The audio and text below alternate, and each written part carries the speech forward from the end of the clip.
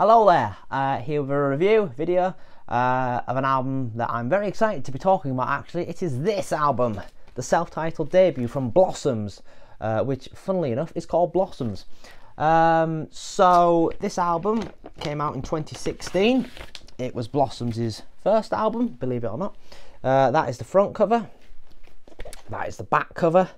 I believe this was taken in a scaffolding yard. I don't know if it's a relative or one of the band. I did know and I have forgotten, so I should have really checked that before starting this video. But yeah, in terms of what I own, that is the one and only copy of this album that I own, I think. I don't own a CD or anything. Obviously I own a digital thing on my phone that I listen to, as well as this. My girlfriend's got a CD of this, but no, I don't own a CD. I do own this though. Blossoms extended tracks, which it's a bootleg basically. This isn't an official release of the extended tracks, which was I think these extended tracks were originally released on EPs before this album came out, but it's got stuff like Winter Kiss, Madeline, Smoke, Stormy, Across the Moor, Polka Dot Bones, Foreverlyn, Wretched Fate, 14 and Misery. But I'm gonna be honest, I'm not massively familiar with a lot of the extended tracks, so I'm not going to talk about them here. I might do a separate video in the future about these, but for now I'm going to put this away because it's a bootleg and I probably shouldn't be showing this off, and I can't tell you where I got it from. Maybe one day they'll be officially released on vinyl and this bootleg will no longer be required, but for now that goes down there. So yes, this album, Blossoms, their self-titled debut. Blossoms, of course, are a band from Stockport. They're an indie band, indie, whatever the hell that phrase means in this day and age. It seems to have become a genre of music. I don't really see it as a genre of music. I always thought indie was to do with the label you were on, if you were on an independent label, whereas these days it just seems to be the name guitar music's given. Back in the day, that was just called pop music. But anyway, so Blossoms. This is their first album. They've since, at the time of recording this, done 4. This obviously the debut. Then this was followed up in 2018 by Cool Like You. 2020's Foolish Loving Spaces was their third album, which I reviewed. And then earlier this year there was 2022's Ribbon Around the Bomb, which I've also reviewed. Cool Like You I will do eventually.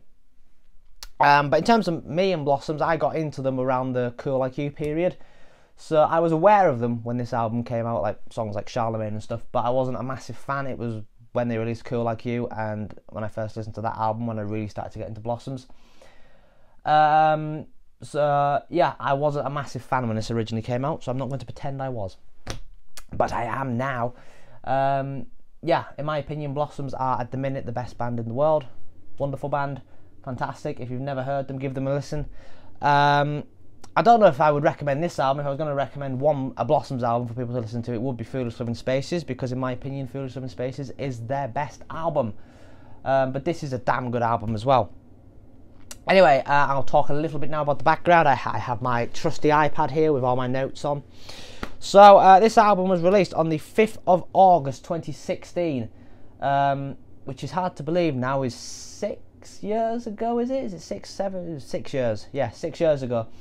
It doesn't seem that long since 2016 really, but time flies when you're having fun.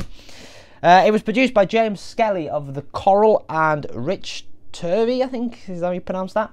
Don't know who Rich Turvey is, but James Skelly has obviously produced, he's a frontman in The Coral, but he has produced this album and all their subsequent albums.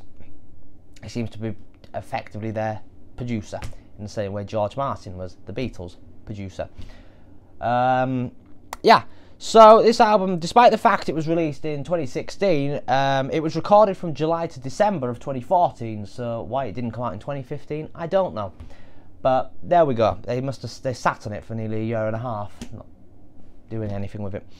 Anyway, there are 12 tracks on this album, but this must be a record. Of those 12 tracks, 8 of them were a single.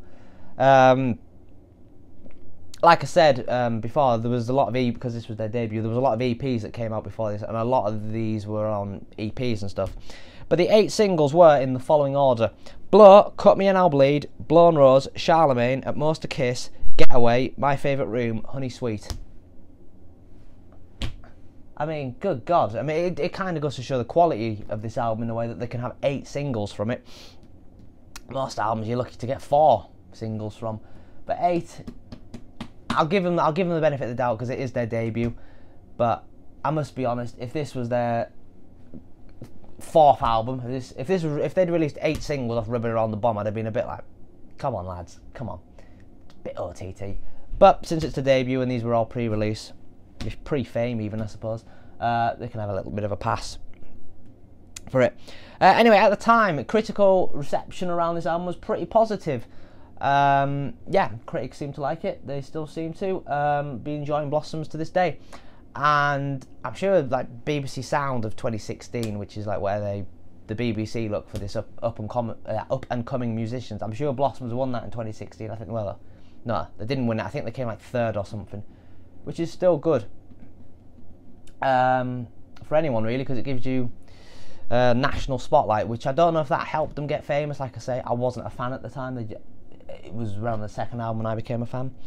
But anyway, this album reached #1, which again for a debut is very good going. It was obviously the highest selling album that week. It sold 9,500 copies more than what came second, which I have no idea what came second.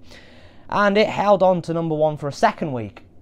The 2nd week is an interesting week because although it got to #1, at the time in 2016, it had sold fewer than 8,000 copies in its 2nd week. So I don't know if I don't think it still holds the record now.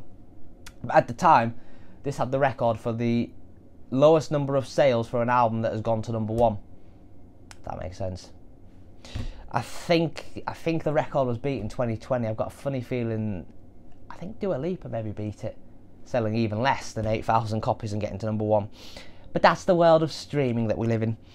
So yeah, like I say, Blossoms, they are my favourite band in the world at the minute, and my girlfriend, she also very much likes Blossoms, probably even more than me somehow. Now, she really likes this album. She got into Blossoms around the Foolish Living Spaces period. I think it was about a year after Foolish Living Spaces came out, so it was around 2021.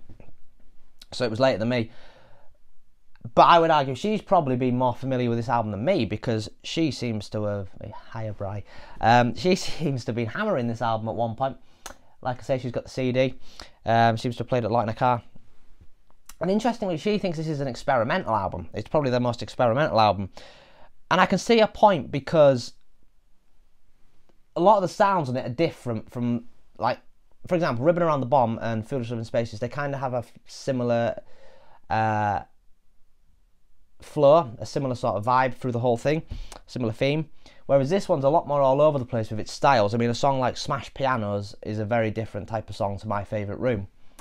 Yeah, so she thinks it's an experimental album. I don't know if I would personally call this an experimental album. I would maybe say it's a band trying to still work out what their sound is maybe how I would see it. I suppose you could maybe class it similar to the White Album. There's a comparison, a controversial comparison for some people. The White Album is often criticised for being a mess, but it's also praised for being a mess because, in my opinion, what makes the White Album a brilliant album is the fact that it is a mess. But because it's a mess, it goes all, and it's all over the place with its different styles. That's what makes it work. This isn't a mess like the White Album where there's all these different styles, where there's like country and western and heavy metal and Hollywood blues and stuff on it. It's all kind of like indie pop or indie rock, but it's different styles of it, and it kind of doesn't flow as well, I would argue, as the subsequent albums, but that's expected really for a band's debut. Yeah, so I think that's all I've got to say for now, so I'm going to get into the track by track review. It opens with Charlemagne. Might as well start as you mean to go on, really. This is Blossom's most famous song. Let's not kid ourselves here. Yeah, it is their most famous song. If you go and see Blossoms live, they're guaranteed to close with this. Every time I've seen Blossoms, they've closed with this, and I've seen them like, I couldn't even count how many times I've seen them now. I've seen them 5 times this year alone, so yeah. But in terms of Charlemagne as well, you probably, even if you're not a fan, if you're a fan of indie music or guitar music or whatever, you've probably heard of Charlemagne. You'll have heard the riff. but I'm going to be controversial here. I don't really care for this song. I very rarely listen to it. I don't know. I wouldn't say it's not that I don't like it. It's just I'm fed up of hearing it. I've heard it enough. Again, a Beatles comparison. It's like Hey Jude. I like Hey Jude, but I don't listen to Hey Jude because I've had enough of listening to it. If I never heard it again, I wouldn't be bothered. Charlemagne is also falling into this category. I personally would not be bothered if Blossoms dropped this from their set list because I've seen it enough, I've heard it enough, give it a little rest. But they won't because it is like their most famous song. But you can understand why it's catchy because the chorus is very catchy and the synth, I think it's a synth riff, is very catchy as well. I got to be honest, the synthesizer, I have a tendency to criticise the synthesizer. I think it plays a big part in the reason pop music has declined and the state it's in today, but that's a different topic for a different day. But Blossoms are using the synthesizer and they're making me like it, which I don't like. But no, they are using the synthesizer very well here, and yeah, it's a really catchy riff, Charlemagne. The best part of the song, in my opinion, is the Don't Go, which is towards the end of it. It's kind of like, don't go, if only I could show you. I love that bit of the song, just as it builds up into the final chorus live, that is. But yeah, Charlemagne, I'm a bit tired of it, but it's a good song. I'm not going to pretend it's not. Right, track 2, At Most a Kiss. This is a fantastic song. It is a brilliant, brilliant gig opener. Personally, I think this would have been a better album opener. Yeah, I think it's a really good song, At Most a Kiss. Like I say, great way to open a gig. Blossoms kind of like to change their opening gig track, but you know, they've experimented with it a bit. Sometimes it's I Can't Stand It, other times it's The Reason Why, other times it's Your Girlfriend, but At Most a Kiss is always the best opener, I feel. I'm not going to say it's a better song than something like Your Girlfriend, because it's not, but in terms of a gig opener, it is a better song to open a gig. It's just because, again, the synth riff, the synth on it is fantastic, and on the first verse in particular, I always forget until I listen to headphones how much the bass drives it. Yeah, the bass is very much driving this song, and a lot. The bass and the synth are probably the two most important instruments on this song in terms of its drive. And the harmonies from Chas, this is going to be a common theme on this review. The harmonies are top level. They are some of the best harmonies out there. I was thinking You'd Be Always Mine, that bit of the song. It's the mid-late or the bridge, whatever it is. I don't know my music terminology. But that bit where Tom's singing the lead and then Chas is singing the harmony, that is, again, brilliant. And there's a nice guitar solo from Josh. Yeah, good song, At Most a Kiss. Right, track 3 is Getaway. This slows things down a bit. This, again, it's a fantastic song. It starts off just, I think it's a synth. Most of these tracks on this album are very synth heavy. It's a synth and a guitar, I think, on the first verse and chorus until the second verse kicks in, and then like the drums and stuff kick in. But yeah, the synth and guitar in this song, they work together perfectly. And lyrically, this is, of the 3 tracks so far, lyrically, this is the best song so far. I'm Over You, Get Under Me, This Is the Last Time, Don't Say It's the Last Time. It's like these, what's the word? I've forgotten the word.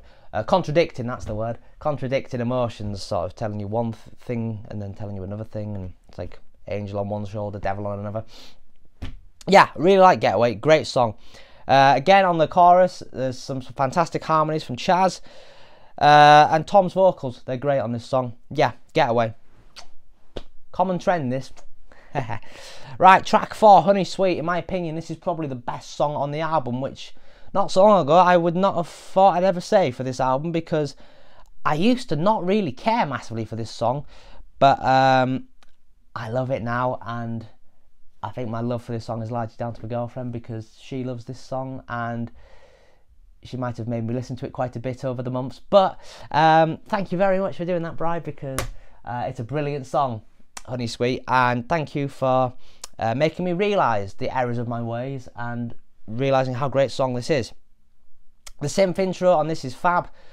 Dare I say it's verging on an iconic indie song, this, with its intro. You know, when you hear that ding, ding, ding, ding, ding, you think, that's Honey Sweet. Great. And again, great lyrics and vocals from Tom. Yeah, it deserves every single bit of praise it gets, this song. Live, it is a fantastic song. Just seen them recently in Manchester and Newcastle, and at the minute this is second in their set, which seems awfully early on. And originally when I was in the set list, I was like, that's far too early for Honey Sweet, but it works. It really does work. And yeah, live as well, Tom started doing this thing, the "you shout, don't you leave me," where he starts sort of talking to his hand like that, which I really like. It's little things like that that I notice and really like. But yeah, Honey Sweet, fantastic song, and quite a cool video as well. Right, track 5, Onto Her Bed. This is predominantly just a piano ballad, but Tom's vocals are very good on this. I'm not going to pretend this is my favourite song on the album, and I don't listen to it too much. There's a subtle bit of synth on it, but other than that, really, there's not much to this song. It's just predominantly Tom on a piano. I think the rest of the band are on it, but they're very subtle what they're doing. It, for the most part, it is just a piano ballad. Yeah, decent enough, but yeah, I wouldn't go out my way to listen to this one on its own. Right, track 6. I never know how you pronounce track 6. Is it Texia? Yeah. It's a decent tune, but I always forget about this song. I always think after Onto Her Bed's finished, the next track's going to be Blown Rose. I always forget this song exists, which is a shame because it's actually pretty catchy. The chorus and the riff, which I assume is a synth riff, is very good. It's very catchy. And the rhythm section on this song, it's bloody good. Joe and Chaz are doing really good on here with the drums and the bass. Some of the best on the album, I think, on this song. The rhythm section. And I've wrote here, this is what a band should be. It sounds like the band, every member of the band is playing to their absolute best, like the best of their abilities with their respective instruments. Yeah. So yeah, decent tune, Texia, however you pronounce it. Yeah. Right, track 7, Blown Rose. This is classic Blossoms. This, if you had to pick a song kind of to define Blossoms and what they are, Blown Rose would be one of them songs. It's a fantastic song. It never gets old to listen to Blown Rose. The synth on this one is excellent. Tom's vocals and Chaz's backing vocals are next level on this. And that line, "You say you don't feel it like I do." Oh, what a lyric that is. Yeah, again, this, like the last song, is what a band should be. It sounds like they're all playing to the best of their ability. Really, really good. And there's something remarkably English about this song. I think it's probably because the line, "Stately homes of England, how beautiful they stand." Kind of like poetry, that, but interesting poetry. Yeah, really like Blown Rose, great song. Yeah, it was probably one of the earliest songs I heard from this album. Charlemagne was probably the first thing I heard from this album, but Blown Rose was probably the next thing I heard from this album. And yeah, I'll always hold a special place in my heart for Blown Rose because it's a great song. Right, track 8, Smash Pianos. The tone is quite different on this song. There's, on the first verse, on the intro, on Tom's voice, there's kind of this effect on it that makes it sound distant. So it's like he's at the other side of the room from where the mic is. It's how it sounds. It really works well. It fits the tone of the song perfectly. Yeah, it's an underrated tune, this. It's probably one of the more underrated tracks on the album, I feel. And the chorus is fab. The "Let's think it through, I still think of you." Yeah, great song. It's not done live very often, but I was very, very lucky to see Blossoms at Band on the Wall earlier this year, back in April, I think it was. It was just after Ribbon Around the Bomb came out, and they put this song in the set, and oh, what a great thing to hear live in a set, because it's not like they do it very often. Yeah, Smash Pianos, fantastic song, great. Right, track 9 is Cut Me and I'll Bleed. I've never massively cared for this song, to be honest. Yeah, I think it was their second ever single, and it's decent enough, and it's a good chorus, but I don't really care for it. It's got a good riff on it as well. I think it's a guitar riff on this one. I don't think it's a synth. I think it's a guitar. But yeah, I've seen them do it live enough as well, but it never seems to impact me, Cut Me and I'll Bleed. Maybe it will one day, but at the minute, it hasn't. Right, track 10, My Favourite Room. This is classic Blossoms, and again, this one is becoming a bit of an indie classic. It's one of those songs when you go and see Blossoms, you are pretty much guaranteed to see this, and if you didn't, and if they didn't do this, there'd probably be riots because it's a fantastic song. It's a staple of their set list. Gotta be honest though, when you listen to the record now, because I'm not used to hearing it live, it's bloody weird not hearing it go into You're Gorgeous and Half the World Away and Last Christmas at the end.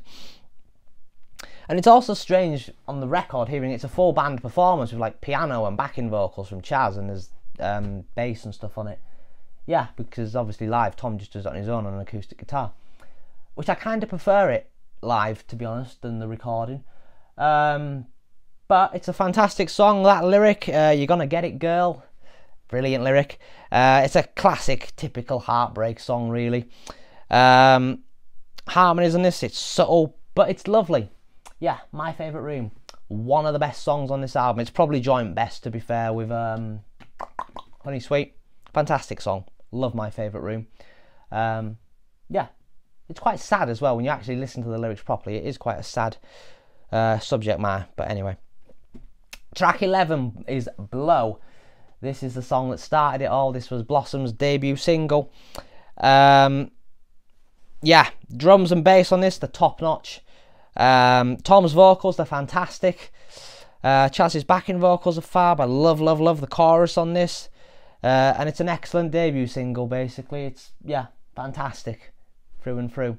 As far as debut singles go, can't really top this. For a lot of bands, would die for a debut single as good as this in terms of quality. And then after that we have track 12, which is Deep Grass. My girlfriend loves this song, but I've always been kind of neutral on it. Out of Blossom's 4 albums at the time of recording this, I would argue this is probably the weakest of all their closing tracks. I think Love Talk off Cool Like You is a better song. Like Gravity off Foolish Love Spaces is a better track. And do we class Visions or The Last Chapter as the closing track on Ribbon Around the Bomb? If we're classing Visions, then Visions is the best song out of the lot of them. But in fact, Visions might be the best Blossom song. But if it's The Last Chapter, then to be fair, Deep Grass is a better song than The Last Chapter. But The Last Chapter is just like a 30-second piano thing. So personally, I see Visions as the closing track of Ribbon Around the Bomb. But yeah, Deep Grass. I just feel this song, it doesn't really do anything. It doesn't really go anywhere. It just sort of keeps chugging away, but it doesn't seem to go anywhere. And Tom's vocals on it are great, and it's probably some of the highest notes that you'll ever hear him sing.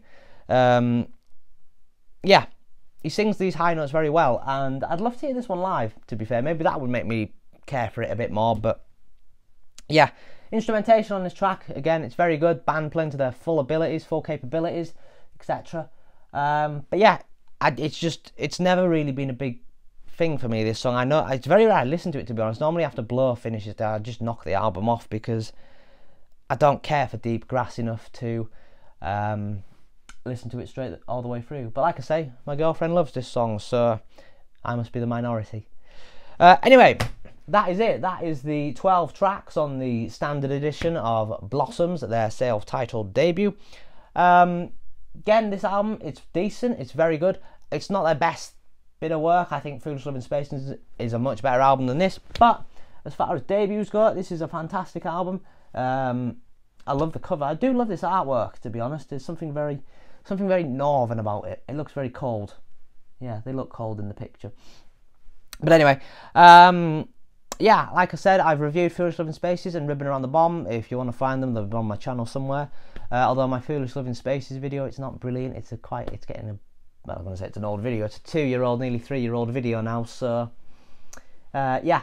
But Ribbon Around the Bomb was only earlier this year. That's decent enough. I'm blowing my own trumpet. But Cool Like You, I will do at some point soon, I imagine. But for now, thank you very much for watching, and I will see you very soon. Ta-ra!